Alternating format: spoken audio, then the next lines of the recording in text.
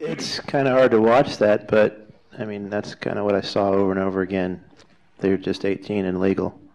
But I don't think that they're all daddy's little girl. They're all someone's daughter, someone's sister, someone's future wife. And nobody really wants to really do that when they're in their right mind. It's like, you might think it's cool when you're in college and you want to express yourself, and free speech is amazing, and, why can't we do this? But it has lifetime effects. All right. Donny, thank you so much.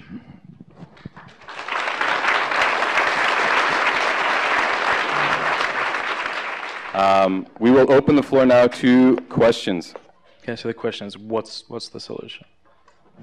Well, my take on it is, like I said, I hate telling people what to do, and I don't think that that legislation changes anyone's hearts. It's education and not legislation that changes hearts. So that's part of the reason why I tell you what it's really like, because, how can you really support it if you have any heart at all?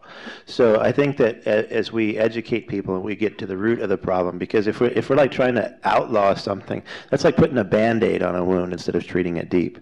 The real problem is us as consumers call for it. I personally am a Christian, and I respect whatever your beliefs are, but I think that God does intend sex to be amazing and beautiful, and he knows how we're wired, and so it's not something that we're trying to take away. We just think it should be used in the right context. So when I talk about porn, that's definitely not what I think that was ever intended.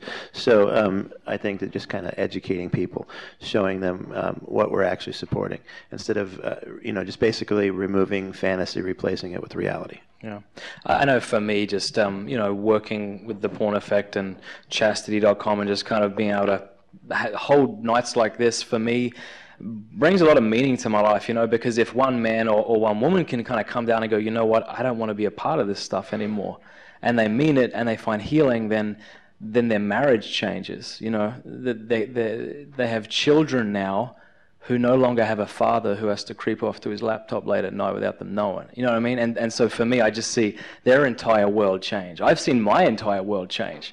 I made all the excuses for why I was right and healthy in moderation, blah, blah, blah. And I just know that, thankfully, I can honestly say that I don't look at it anymore. I'm not saying it's not a temptation, because it is. But the fact that I don't look at it anymore, that my wife is now, she's enough for me. I want her to be enough for me.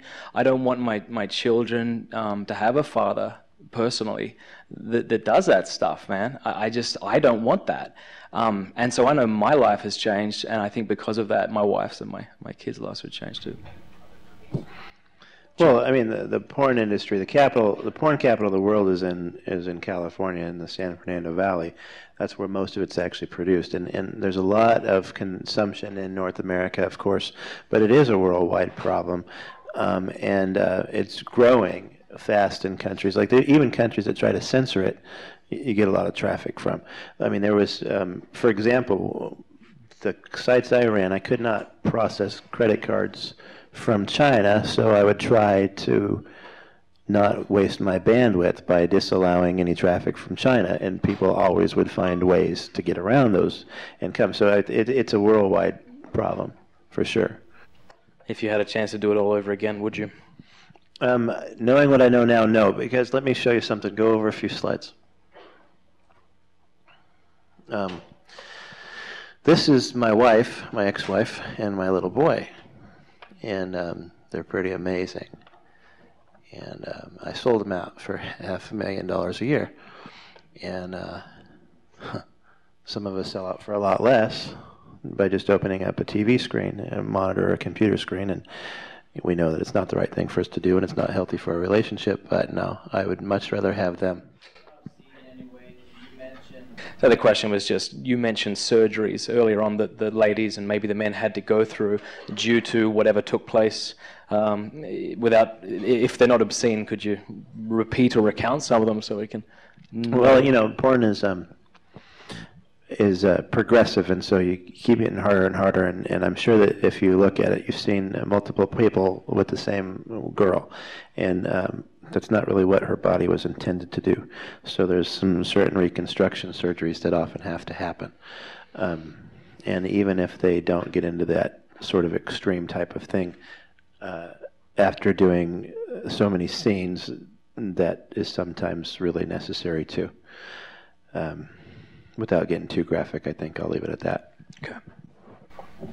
Yeah, this is probably for Donny. Donny, you mentioned in your story there that you developed this hate, this crime for people, for Christians. And from the point of view, from a father point of view, how can you instill this in your children without actually telling them? Well, I mean, my son, it's easier for me because my son has seen what it's done to his mother. So, Does he know what happened? Yeah, he does, to an age-appropriate level. Yeah. And I tell him when he asks questions that I'm not ready to answer, that I will answer when I feel he's old enough to hear the answer, that I have nothing to hide from him.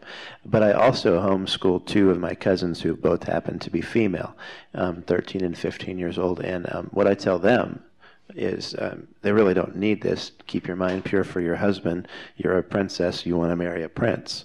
Why don't you keep things pure? You don't need this. It's going to give you, a whole lot of fake and nothing real. So I tell them that they're better than that.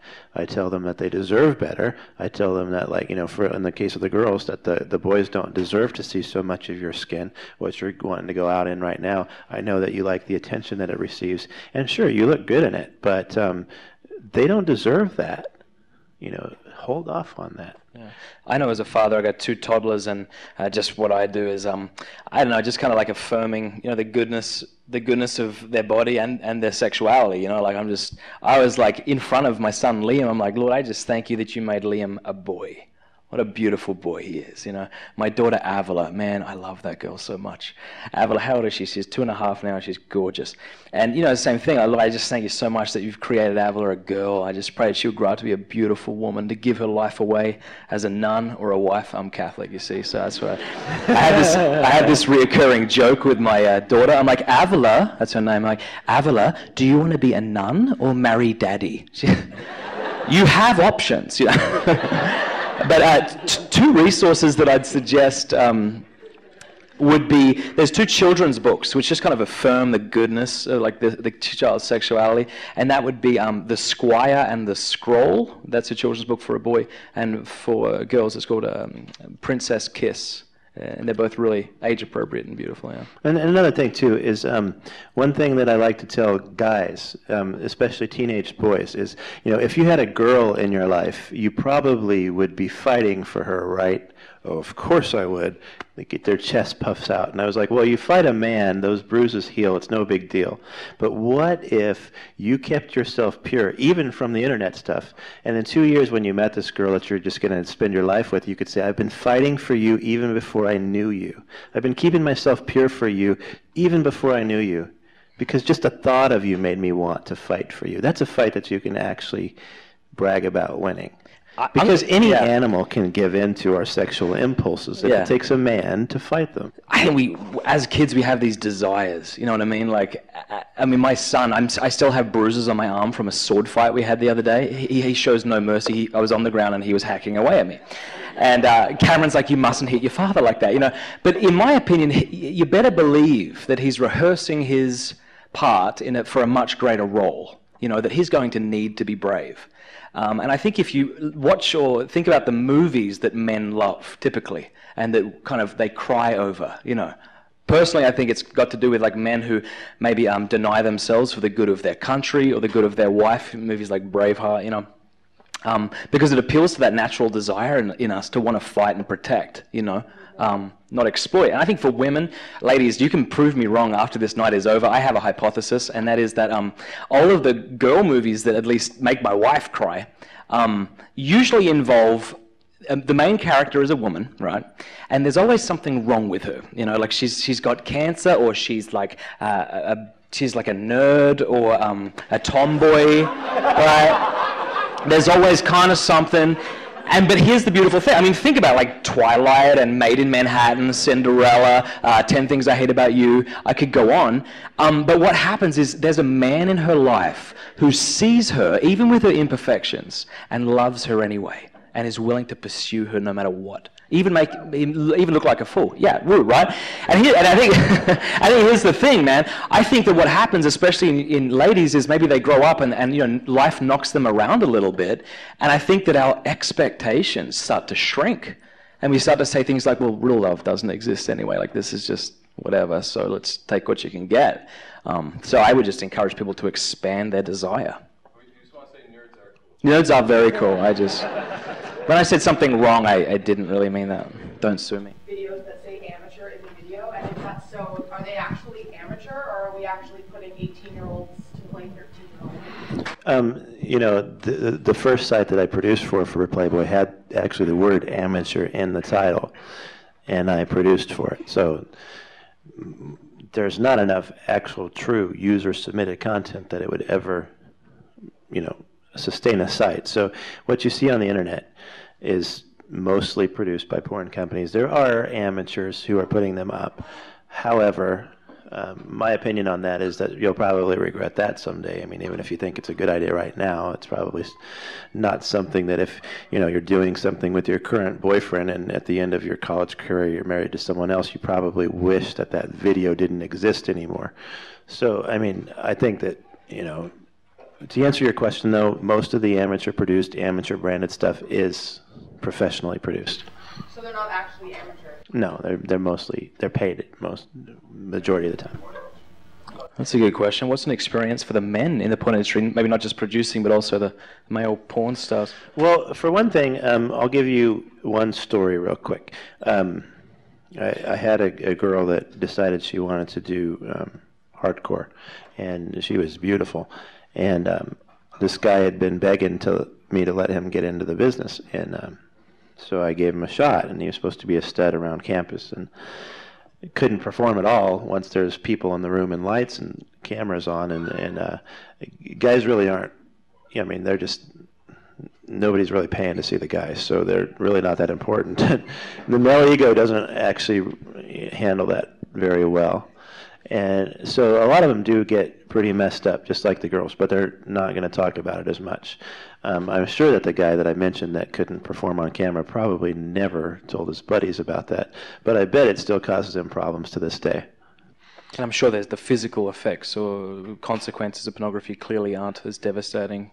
Yeah, I mean, the majority of the people that have been in the business making hardcore for a while are going to have, you know, 75%, I think, have some sort of an STD like herpes or genital warts, or, you know, things like that. Yeah, that is not attractive. Was there a lot of drugs in the porn industry? The way that drugs worked when I was involved is most of the time when you just came in from working at Starbucks and you got tired of it and you wanted to work for me, you probably weren't on drugs. But a few months down the road, you probably were. Because when you start seeing how this is really impacting you and the excitement wears off, that's about the only way you're going to deal with it. Now, officially, there's no drugs ever in the porn business. Unofficially, I think it's probably part of every single shoot that's done in L.A. So, yeah, there's a lot of drugs. Yeah, so what percentage of the women who came to you were just sort of like they did one porno and out they went, or did they actually take this on as a career? There's a big percentage of them actually that don't do many. One and done's usually not the case. It's usually a handful until they figure out that this isn't what they want to do. And then the ones that do end up wanting to do it for a long term. Sometimes you'll see them on CNN. A girl I recruited when I was in the business, she came in, she did a few, she left for 5 years. She came back into the business again after I got out. And I saw her on AVN, award show on CNN, so they covered it. It's like the Emmys, I guess, of the porn business, where you get awards for best this or best that, and I'm not going to repeat what those things are. But she was talking about how great her life was, and the next day she called me up excited, and she said, I'm really excited because now that I have this award, I probably won't have to work with guys anymore. Well, the day before, she's on CNN when the camera's in her face getting her 15 minutes telling the world how great her life is. But you know something's wrong when the next day she's excited because she doesn't have to touch men anymore. You know, now she could probably get away with just doing solo work or working with girls only, and because that's actually something that happens is a lot of them end up hating men. Because if you're going to stay in the business as a man, like I said earlier, your choices are to understand women more or really hate women more. And the majority choose the latter. And it's not a good environment. So there's a lot of one and dones, yes, but, you know, even the ones that stay long term aren't going to be around super long.